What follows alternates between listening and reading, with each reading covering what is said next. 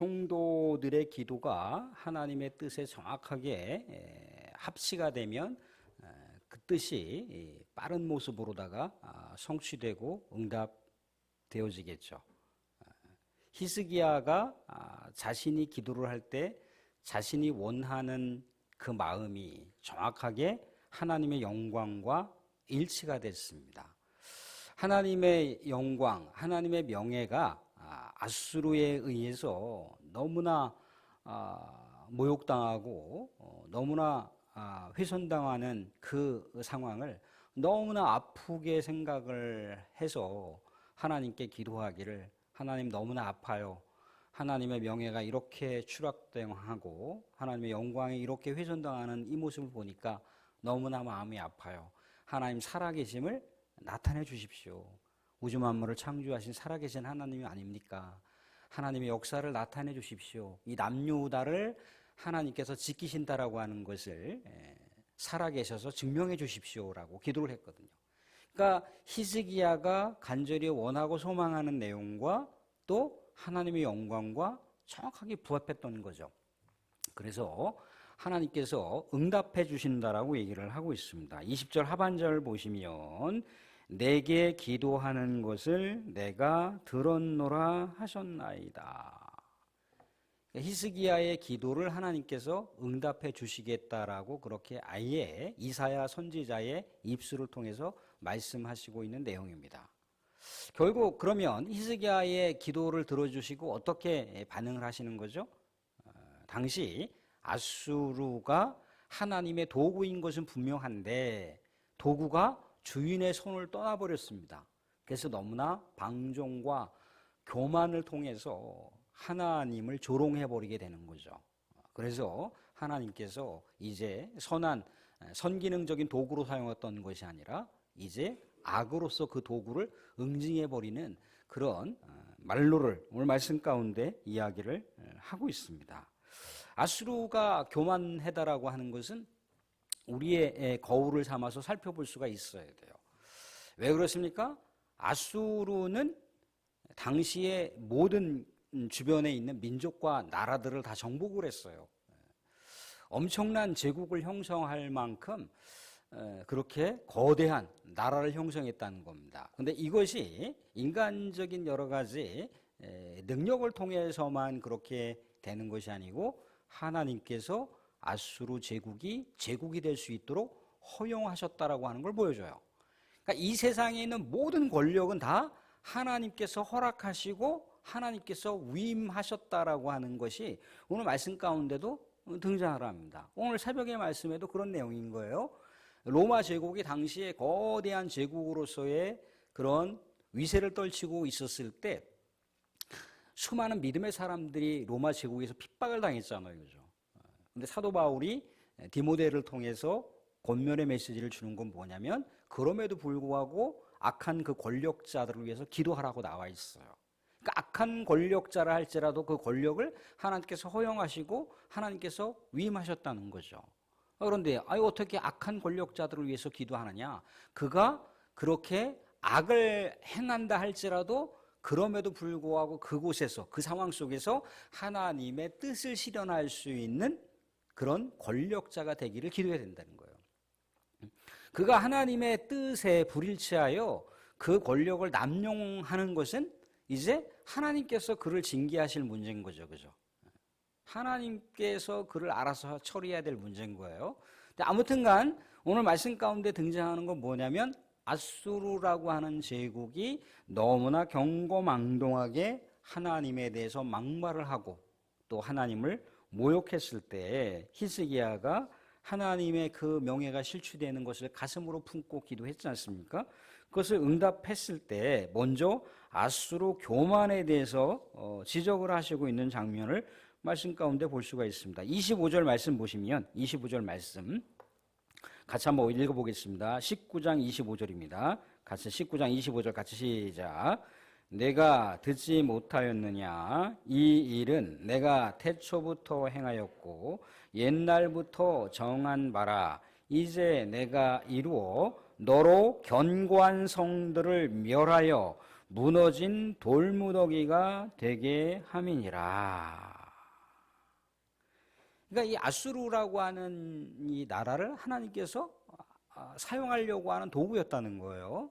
근데 이 도구가 오히려 주인을 능멸해버리는 그런 어처구니 없는 교만한 행태를 보이게 되었다는 거죠. 28절에 보시면 아주 명확하게 나와 있습니다. 내가 내게 향한 분노와 내 교만한 말이 내 귀에 들렸도다. 이제 하나님의 도구가 이제 하나님의 징벌의 대상이 돼버리는 그런 모습으로다가 우리 하나님께서 말씀하시고 있어요. 그래서 28절 하반절 보시면 그러므로 내가 갈고리를 내 코에 괴고 재갈을 내 입에 물려 너를 오던 길로 끌어 돌이키리라 하셨나이다. 나중에 이 야수르 제국이 바벨론에 의해서 무참히 파괴되고 멸망당하는 그런 결론을 아수르가 받아들여야 된다라고 하는 것을 오늘 말씀 가운데 보여줍니다. 이게 이제 하나님을 능멸했던 아수르를 우리 하나님께서 징계를 내리시겠다라고 하는 하나님의 조치가 나와 있는 것이고, 이제 하나님을 가슴에 품고 하나님의 영광을 바라보면서 애끓는 심정으로 하나님을 앙망했던 히스기야 남유다 백성들에게는 하나님께서 어떠한 메시지를 주시는지가 이제 29절부터 31절까지 희망의 메시지가 나오고 있는 거예요. 우리는 여기서 뭘 생각해 봐야 됩니까? 우리는 어떠한 기도를 해야 될까? 또 어떠한 삶의 자세를 취해야 될까? 하나님 앞에서 겸손하게 기도하는 자들은 하나님께서 풍전등화와 같은 그런 암흑의 세계, 그런 암흑의 현실 속에서도 뭔가 희미한 생명의 빛을 보여주시고 소망을 주신다라고 하는 것을 말씀 가운데 보여주고 있어요. 29절 보시면 이렇게 나와 있습니다. 희망의 징조를 보여주신다는 거예요. 희망의 징조. 금년하고 내년에는 자연 들판에 나와 있는 그런 과수를 먹게 되지만 제3년에 29절 그 중반절쯤 보시면 제3년에는 심고 거두며 포도원을 심고 그 열매를 먹으리라. 완전히 지금 이 남유다가 거의 초토화되는 그런 삶의 현실인데도 불구하고 하나님께서는 3년 있다가는 직접 농사를 평화롭게 짓고 농사를 통해서 얻어진 수확물을 가지고 생활하게 될 것이다라고 하는 희망을 하나님께서 주시고 있습니다. 심지어 뭐라고 얘기까지 하고 있느냐면 31절에는 이런 얘기를 하고 있어요. 남은 자는 예루살렘에서부터 나올 것이고 피하는 자는 시온산에서부터 나오리라. 여호와의 열심히 이 일을 이루리라 하셨나이다. 자, 하나님의 뜻에 부합하여 기도하고 삶을 그렇게 살아간다라고 하는 것은 곧 그 생명, 그 영혼의 삶을 하나님께서 열심히 성실하게 책임지시고 보호하시고 지키신다라고 하는 말씀의 내용을 우리가 오늘 31절을 통해서 확인할 수가 있더라는 거예요. 여호와의 열심히 이 일을 이루겠다. 여호와의 열심히 남유다의 소망을 만들어내겠다는 거예요. 남유다는 현재의 소망이 아닙니다. 현재 정말 엄청난 이 쓰나미와 같은 그런 고통의 이 상황 속인데도 불구하고 하나님을 바라보는, 하나님을 절대적으로 의지했던 이 백성들을 하나님께서 존귀하게 여기시고 그 백성들의 진정한 보호자로서 열심을 드러내시겠다라고 하는 우리 하나님의 작정과 각오가 오늘 31절에 명확하게 기록되고 있다는 거예요. 우리도 동일하다는 거죠, 그죠? 우리도 믿음의 백성들이 하나님의 뜻에 부합한 삶을 살고 하나님의 말씀에 가까이 가는 그런 기도를 하고 그렇게 삶을 실행하게 됐을 때 하나님께서 그 믿음의 백성, 말씀 붙들고 하나님을 높이는 그런 삶을 살아가는 백성들을 어떻게 하시겠다는 거예요? 열심히 축복해 주신다라고 하는 메시지를 우리가 말씀 가운데 보고 있다는 거예요. 그래서 그것에 대한 구체적인 상황으로다가 이렇게 얘기를 하고 있습니다. 이렇게 얘기를 하고 있어요. 34절 말씀 보시면 34절 말씀 한번 같이 볼까요? 34절 같이 한번 읽겠습니다. 33절, 34절 같이 한번 읽어보겠습니다. 33절, 34절 같이 시작. 오던 길로 돌아가고 이 성에 이르지 못하리라 하셨으니 이는 여호와의 말씀이라. 내가 나와 나의 종 다윗을 위하여 이 성을 보호하여 구원하리라 하셨나이다 하였더라. 하나님께서 어떻게 했다는 거예요? 남유다를 구원하시겠다는 거죠. 남유다를 지키시겠다라고 하는 그런 메시지를 남겨놓고 있어요. 그럼 남유다를 어떻게 지키느냐? 오늘 32절, 33절에 나와 있는데 아수르가 남유다를 침략한다 할지라도 남유다를 정복하지 못한다는 거예요. 남유다 땅에 들어오지 못한다라고 하는 얘기를 해주고 있어요. 하나님께서 막으시겠다는 거예요. 하나님께서 바리케이트를 팍 쳐버려갖고 남유다의 땅을 들어오지 못하게 하시겠다라고 하는 하나님의 놀라운 은혜의 메시지를 볼 수가 있어요.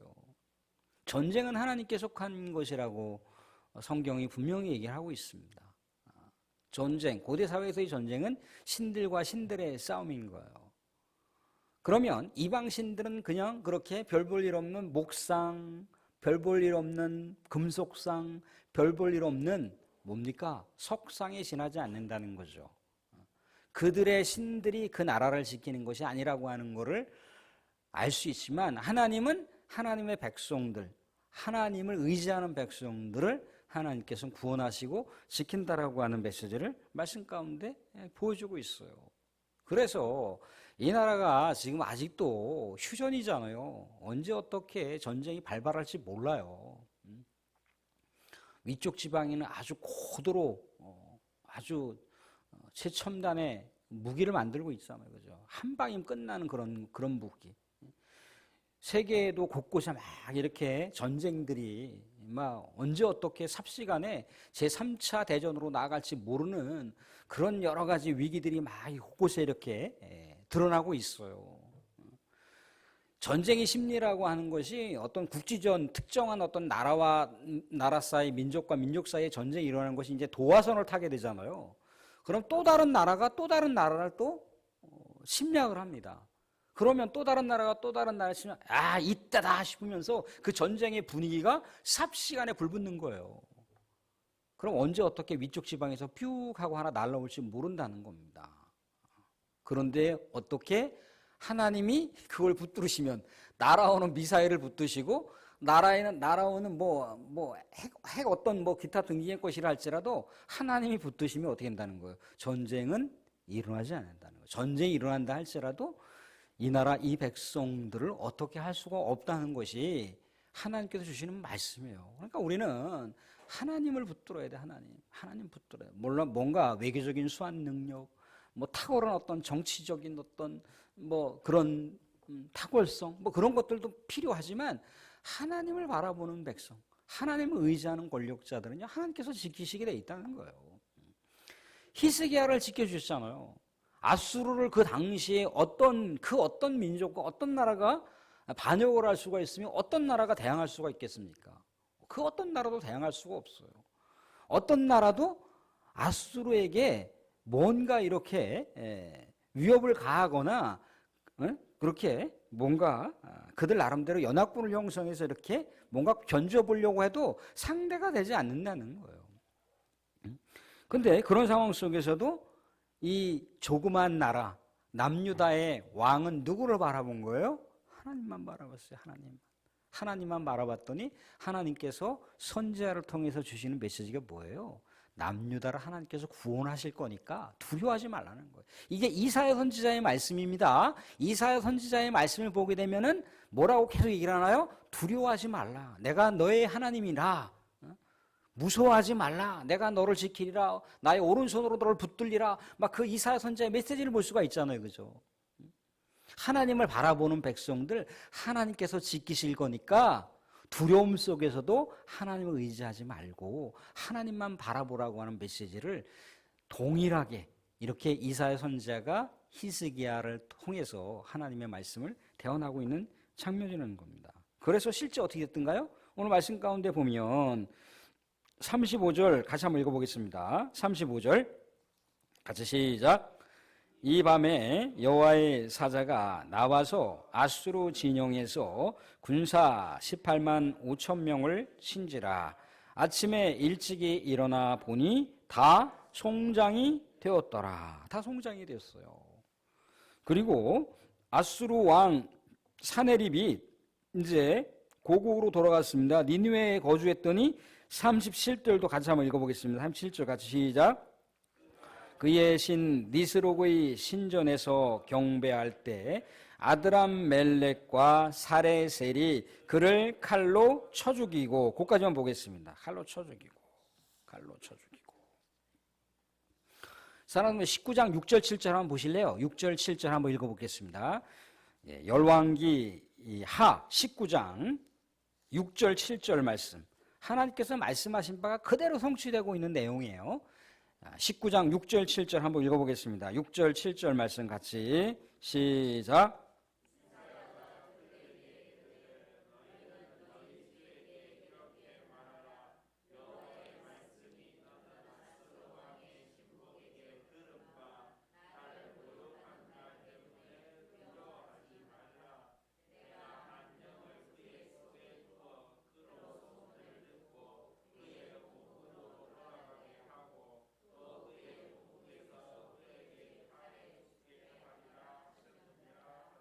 아멘. 아수르 왕 사네립이 고국으로 돌아가 칼에 죽는다는 그 말씀을 하나님께서 하시고 있어요. 근데 오늘 여기 37절에 등장하고 있는 이 아드람멜렉과 사레셀은 그 당시의 수리아 문헌에 따르면 진짜 왕의 그 비문이에요. 왕의 비문에 따르면 두 아들이라고 나와 있어요. 두 아들의 이 권력의 암투에 이 이욕을 갖고 있었던 이 두 아들이 누구를 죽인 거예요? 아버지를 죽였다는 거예요. 사네립의 최후의 장면을 보여주는 거죠. 하나님의 말씀은 반드시 성취된다는 것. 교만은 패망의 앞잡이라고 하는 모습을 보여주고 있습니다. 근데 이 모든 상황이, 모든 역사를 주관하는 분이 하나님이라고 하는 걸 인정한 히스기야, 남유다를 지키기 위한, 남유다를 구원하기 위한 하나님의 조치라고 하는 것을 알 수가 있어요. 그러니까 이 세상을 우리가 살아가는 삶의 역사도 마찬가지입니다.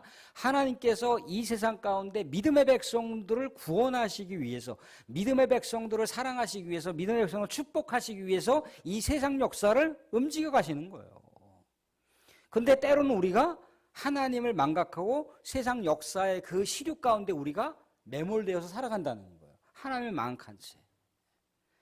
분명하게 얘기하고 있습니다. 세상 역사도 하나님께서 운행해 가신다라고 하는 역사인 거예요. 근데 세상 역사를 운행하실 때 세상 역사를 하나님께서 관심을 두고 있는 것은 세상 역사가 중요하기 때문이 아니라 무엇이 중요하기 때문에? 믿음의 사람들이 중요하고 있기 때문에.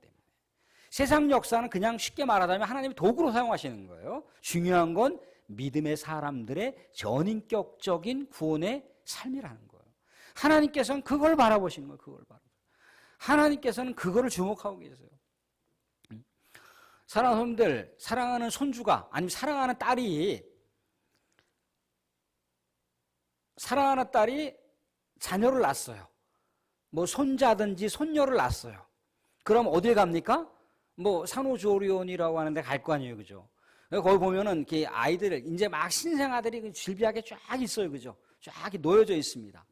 그러면은 그 많은 아이들 다 하나하나 관심 갖습니까? 아니, 누구를 관심 갖습니까? 내 사랑하는 딸이 낳은 아들, 내 사랑하는 딸이 낳은 딸을 본다는 거예요. 거기에 주목하게 돼 있다는 거예요. 하나님은 그런 분이시라는 겁니다. 하나님은 하나님께서 사랑하시는 영혼들을 주목하시는 거예요. 우리 주일 오후에도 말씀 나눴듯이 하나님께서 왜 에덴 동산이라고 하는 걸 왜 만드셨을까요? 우주 만물을 왜 6일 동안 창조하신 이유가 뭔가요? 아담과 하와를 위해서 만들어주신 거예요. 인류를 위해서 만들어주신 거예요. 인류를 선물로 주시기 위해서 그것을 조성하신 거예요. 그러면 세상 역사는, 하나님의 성경적인 관점에서 세상 역사는 누구를 위해서? 하나님의 백성들을 위해서 하나님께서 운행해 가시는 거예요.